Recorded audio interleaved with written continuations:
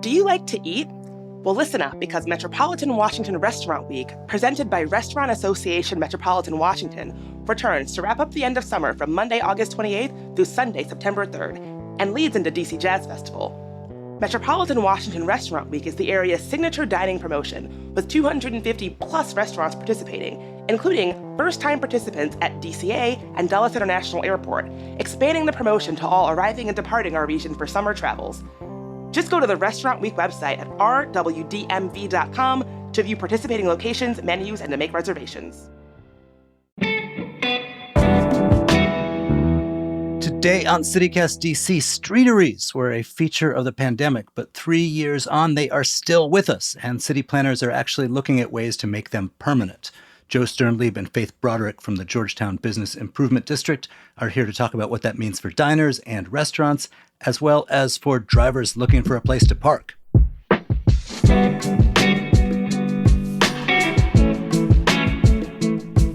Today is Thursday, August 31st. I'm Michael Shaver, and here's what DC is talking about.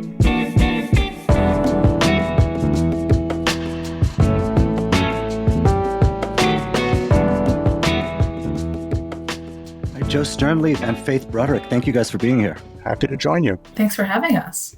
All right, so we're talking Streateries, which, for the uninitiated, since the pandemic, these are these things popping up on sidewalks all over DC. They have triggered this ongoing conversation about how the city generally does and should use sidewalks, pedestrian zones, and roads generally. In Georgetown, you guys actually dug into this with a survey because you'd actually been thinking about it even before 2020. Why did this conversation, Joe, in the first place crop up?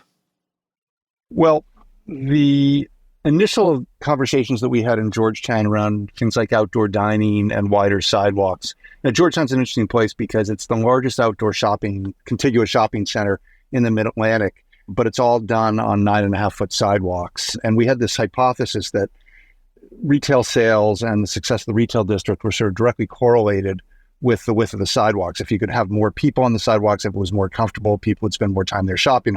So we started experimenting with wider sidewalks temporarily on the weekends back in 2016 for a variety of reasons, mostly safety reasons. We abandoned that in 2018, but the pandemic really caused us to have to rethink the way we used outdoor space so that people could socially distance. And we got into a long conversation that turned into the largest project of creating Streateries, I think, in the city. And so that's how we ended up with spaces for 30 outdoor restaurants and other wider sidewalk amenities during the pandemic. Wait, just to be clear, how do you do a temporary wider sidewalk? I mean, the sidewalk's a pretty imposing piece of infrastructure. Was it like the wood platforms or what? Yeah, there was a lot of iteration. I think somewhere between 17 and 27 different approvals that we had to get. Everything from structural engineering, civil engineering, DDOT safety people, their asset management office, the ADA office. And we ended up with a temporary solution that is somewhat more attractive than average Jersey barriers, protecting wooden and composite decking to make them as flat as possible. So this experiment, I'm thinking in the before times, the idea was it will improve the shopping experience and bring more people to the neighborhood to spend more money to grow the tax base if you can experiment with widening the sidewalks. Did that work? It worked a little. People felt more comfortable during the peak times. There were some interesting and unexpected benefits, such as shoplifting went down because what the retailers told us was that people who were shoplifting often had a car waiting for them that was just parked on M Street. And when we got rid of the parking and so that the traffic had to continuously move, people reduced or stopped as much shoplifting. So there were little things like that. I think it was generally positive, but it's DC where people think parking is the be all and end all. So we got a lot of complaints about how we had taken so much parking off the street. We're getting fewer complaints about that today, actually. People have, I think, become accustomed to having fewer on-street parking spaces on M in Wisconsin so that the spaces can be used for more beneficial purposes. All right, so then the pandemic hits. Faith, you guys build out, or restaurants in Georgetown build out thousands of feet of sidewalk deck panels, the gray and white platforms, that becomes sort of a new status quo. And when restaurants are allowed to reopen and people are allowed to go maskless, they don't just retreat. This summer, you guys put out a survey to get people's thoughts on this. What did the survey reveal? Yeah. So back in 2021, we actually launched this initiative, right, immediately after the pandemic. And we did a survey then, too, just to see how the restaurant industry was experiencing, the post-pandemic recovery with the sidewalk extensions, and then also to get a sense of how the visitors and residents were experiencing, life in Georgetown with these new sidewalk extensions and streeteries. And at the time, it was mostly positive. And so we wanted to do another touch base in 2023, like you said. And it's only gotten more and more positive, the feedback we've gotten. So this summer we had 2 surveys out. One was geared really just towards residents and visitors. We had over 530 people take the survey, so we feel like that's a pretty good response for a neighborhood initiative. And almost 75% of all people were really energized by the sidewalk extensions and streeteries. They were very satisfied with how they look, how they feel, what they provide for the neighborhood. And we asked, because we've been the ones that have been building the sidewalks, maintaining the sidewalks, and permitting them every year. And our permit expires in December. And so when we asked the community, do you want to see these sidewalk extensions and these streeteries continue into 2024? Nearly 80% of people said, yes, we want to see this program continue. And I think to Joe's point, it's brought a lot of people. It's provided a new type of energy on the street. And that was really reflective in the survey. Folks felt that the quality of life in Georgetown had improved, that there was more energy in the public realm, that it made them want to spend more time on M in Wisconsin, that they were more eager to shop and really much more eager to dine outside. So that was sort of the feedback we got from the visitors and the residents. And then on the business side, it was a little bit more mixed, right? Because the streeteries in particular are really geared towards restaurants, right? So when you ask restaurants, do you like the streeteries? Overwhelming majority say absolutely. Business has been better. Foot traffic has been better. We've heard anecdotally from a handful of businesses that they've had the most success they've ever had in the past year, even though they've been in Georgetown for 15 plus years, right? And when we look at, the retailers and the service providers, it's a little bit more mixed. So around 50% of those folks are really satisfied with the streeteries and sidewalk extensions, but some folks like hairdressers or folks who, provide massage therapy or do eyeglass appointments, things like that, they're losing parking spaces. And so it's harder for them, they feel, for folks who have to make an appointment to be able to get in the door on time. And so there's a bit of a dialogue that we're now having to have with those businesses to figure out how they can also benefit from the streeteries, just like the restaurants have. So it's interesting how this question of a restaurant getting outdoor seating and so on has really changed in DC in the time I have covered the city. Like going back to the 90s, you would have a lot of people who would say we're giving away public space to these private businesses. And I think now a lot of people sort of appreciate that, yeah, but that is a way to bring some dynamism and vibrancy and humanity to city streets. That said, a cynic with that sort of point of view might say, Georgetown Business Improvement District, you guys work for the businesses. Why should we trust you? Can you tell me how you did the survey? Yeah, totally. So we drafted the survey, we put it out, but we also worked with the ANC, so our local area neighborhood commissioners, and CAG, which is the Citizens Association of Georgetown. We worked with them in 2021 as well. We asked for their feedback on the survey before we even distributed it, and then, of course, asked them to distribute it to their constituents. So we're hopeful that there was a lot of buy-in to the survey, before it went out, and that it was able to reach a wide audience. But, within the survey, we had those cynics as well, right? That they recognize that we're a business improvement district and we're looking out for the businesses. But I think one of the things that we think about a lot is our businesses need the residents to shop, right? They need the entire community to work well. It's within our best interest to make sure that the local constituency is also incredibly satisfied with what's happening on the commercial corridors as well. All right. So what kind of issues, besides parking, do people say they want to see resolved? Yeah, there's a laundry list. I think first and foremost... Are there actually laundromats in Georgetown? Not anymore, sadly. Well, you can get, things pressed and cleaned and all of that. So, we have over, I think it's 800 businesses when you count some of our office tenants as well. So it's kind of hard to keep track of what's open and what's not. But on the aesthetic side, Georgetown is this wonderfully quaint, historic district, and Jersey barriers don't really match that urban form. So from that perspective, folks are a little disappointed with the way that the Jersey barriers look, the material and the color. And we agree with them on that. Yeah. And is there a chance that we are going to see a different look for Streateries to no longer have these Jersey barriers? It's our hope. One of the conditions that DDOT placed on us at the beginning of the pandemic, not knowing how long this was going to last, was that we couldn't attach anything to the roadway. So we couldn't do anything that had a semi-permanent feel to it. It had to be something that you could remove in an hour or two. And because of that, the only solution at the time was Jersey barriers, because based on the road classification, it had to be able to deflect a moving vehicle going 50 miles an hour at a 10% angle or something. There's a standard. And so the Jersey barrier was the only option at the time. Going back and having a conversation with them now, the question becomes, what can we do that is more attractive and possibly attached to the street bed so that it will still deflect a car or move a car out of the way if it veers off without being a Jersey barrier? So it is an open question. I know you're an urban economics and planner guy, not an architect, but have you seen anything anywhere that somebody has done to make these things look more attractive? Yeah, I think we have. I think that there's some examples in the city. There are all sorts of rules by how close you can put the outdoor dining to a curb, for instance, without a barrier. And so if you have a bigger setback of the outdoor dining, if you put the tables against the window wall as opposed to out at the street side of it, you may be able to eliminate barriers that way. And I think Faith has some other examples of things in the city where people have tried some more attractive things. And then there may be some things that nobody's tried, but we're really open to.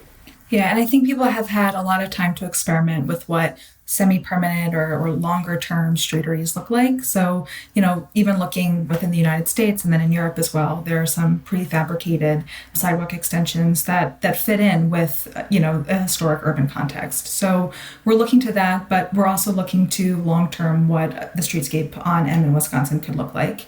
So I don't think it's anyone's hope to have these sort of temporary decks in place for the next 10 plus years, right? Our hope is to move the needle and make M in Wisconsin feel like the vibrant commercial corridor that it is, and have real permanent sidewalks that match that, and then can hold the 12 plus million people that we get annually, right? So we're moving in a direction, hopefully, that has long-term implications for the streetscape in Georgetown. And if a medium-term solution is a prefabricated sidewalk that matches a little bit more closely with the brick or with the granite, then that is the direction that we're happy to move in.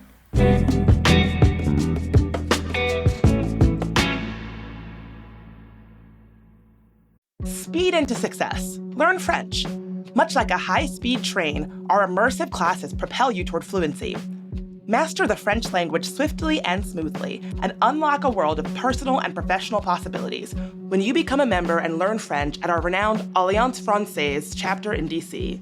Tradition and modernity intertwine, offering you an unparalleled learning experience that includes language classes, cultural events, and the only lone library in French language in the Mid-Atlantic region.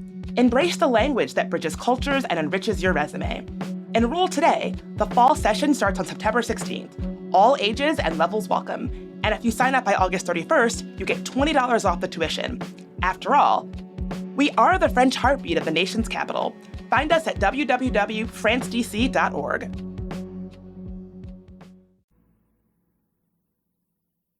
As you say, Georgetown it's a quaint neighborhood. It's a very attractive neighborhood. It's got a sort of architectural coherence to it. But when you are looking at a street where, like, a Budweiser delivery guy is double parked in the only lane left because you've extended the sidewalk, it's not so pretty. There's the balance, right? You lose something when you expand the sidewalk. What do you do about that? Yeah. So freight management is another concern that we're hearing and that we want to address, right? And I think part of that is coming up with a freight management plan, and it's working with all of our retailers and restaurants to figure out when they can actually do deliveries that make sense for rush hour traffic. We've seen that the same number of cars are on the road today as they were in 2019, but we have fewer lanes. So we have to make it work for everyone. And that might mean shifting around the times of day, right? So maybe it's restaurants are only taking deliveries from their Budweiser trucks really early in the morning before folks are commuting through Georgetown. Another way is to think creatively about how we're using our alleys and how we're using our trash management as well. So there's lots of moving pieces. It'll take a lot of coordination across all the different restaurant tenants and retail tenants that we have in the neighborhood. What I will say also is that there's very little difference between what it used to be and what it is today, just because when we had cars parked where we currently have outdoor dining, the delivery trucks still didn't pull into the curb because they often couldn't find a space. Or so during the day, there were cars parked where they wanted to deliver, so they still parked, and M Street became one lane in each direction. It was always this way. So we haven't really changed that, but it was a problem then that we were trying to figure out and address, and it remains a problem. So there are solutions that we're talking to folks about, just all sort of difficult to implement, but very worthwhile. So can you give me an example? One of the things that we've been talking to the neighborhoods about for the last many years, and to DDOT for the last few, is to rethink RPP parking in commercial districts. So the RPP, the Residential Parking Permit Program, started in the 70s to prevent commuters from parking in commercial districts primarily all day long, and then taking the metro in. So it was around metro stations.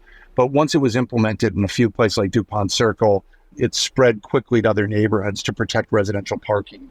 What they've done in other places like Alexandria is, instead of offering 2 hours of free parking to non-residents, they say residents park for free no matter what. But if you're a visitor, if you're from outside of the immediate neighborhood, you pay to park. And they use Park Mobile out there, it's similar to what we do. And we've been having conversations about doing a pilot, if not in Georgetown, in another neighborhood in the city, to see how that works. Because what that does is it ensures enforcement and it ensures turnover of spaces. And so we're having those conversations with DDOT, which has been looking at the issue for the last couple of years, and with community members about the possibility of one day trying it in Georgetown as well. And we think that that may, in fact, solve an enormous amount of the parking problem around Emmon, Wisconsin. Ooh, you're making lots of friends, aren't you? Well, I don't want to overdo it, but it seems to be a more sensible way to manage urban parking than just telling everybody, hey, there's plenty of free parking, so circle the block for half an hour looking for a free space, rather than trying to get people into a space that they pay them, something for. Maybe it's not very much. Maybe it's just even registering their car as being there at the time, so that after 2 hours you leave, or if you're going to be there for longer, you go into a lot. Yeah, no, it seems like a great idea to me. I just mean, if you want to anger people in Washington, D.C., change their just parking, change anything about parking. Yeah, that's exactly. It's the third rail of local politics, right? There's representation in Congress and parking. Those are the two issues. But do you guys have data? I mean, so you mentioned some kinds of businesses who don't benefit from having a streetery feel that they are losing something from having their customers have an even harder time parking in a neighborhood that was never easy to park in. Do you have data on how many of the people who patronize stores in Georgetown come by car that they park on the street versus by other means? We do. Yeah, we sure do.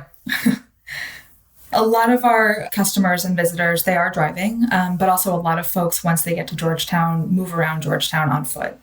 So often we see, people get to Georgetown in a car and then they get out and they spend over 2 hours in the neighborhood, and they're doing that walking around. So there is a balancing act that we have to, find between folks who are driving and folks who are walking. But equally, we have a lot of people, especially our employees, who are getting here on bus, right? So we have a lot of transit users as well, and a lot of folks who are biking to the neighborhood. While we don't have a metro stop, we are still very multimodal in terms of how people get to the neighborhood and then how they get around the neighborhood. And you guys also have, unlike most neighborhoods, you have this historic board, which, has feelings about things like Transformers and presumably Streateries. What's been their view on this notion of Streateries in particular and reimagining sidewalks in general? They do have feelings. We all have feelings about them. They've been partners in terms of reviewing the Streateries every single year. So we've been going to them for design review since 2021. And they're really interested in how it looks, right? And how it feels for people in the neighborhood. So, back to the Jersey barriers, they were the folks that helped us pick the color for the Jersey barriers, for instance, right? They've been really instrumental in thinking about what the look of the Jersey barriers are.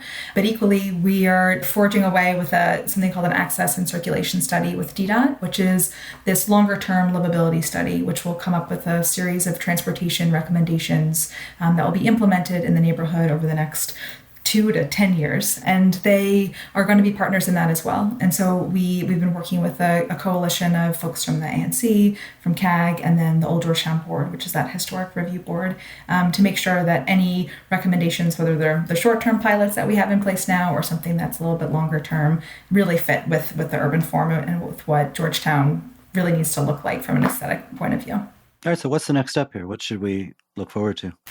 More outdoor dining, hopefully. Our permit ends in December of 2023. We are hopeful that we will go back to DDOT and the Old Georgetown Board and request another permit extension. So we'll have more outdoor dining hopefully in 2024. And in 2024, we want to be looking to evolve the program, right? So take those decks that Joe described before and take the Jersey barriers and start thinking about new materials that fit in with the neighborhood a bit nicer. And then after that, we're looking for long-term streetscape enhancements. So really big picture items that will reimagine what N and Wisconsin look like. Faith Broderick, Joe Sternlieb, thank you guys for being here. Thanks so much for having us. And before you go, here is some quick news. The DMV may have to bring in drinking water from backup reservoirs upstream because the area remains in a drought. The area's water supply monitor has been conducting daily drought checks since June. It's been more than a decade since the area needed backup water sources. Meanwhile, the disgraced former Archbishop of Washington, Theodore McCarrick, has been ruled incompetent to stand trial on the charges against him of child sexual abuse. McCarrick, aged 93, was the highest-ranking Catholic official in the country to face criminal charges for abuse. And finally, a metro project ahead of schedule? Unheard of! But you better believe it because the Green Line stations that closed for track repair will be opening on Saturday. The construction aimed to improve visibility for train operators and make the ride smoother for passengers.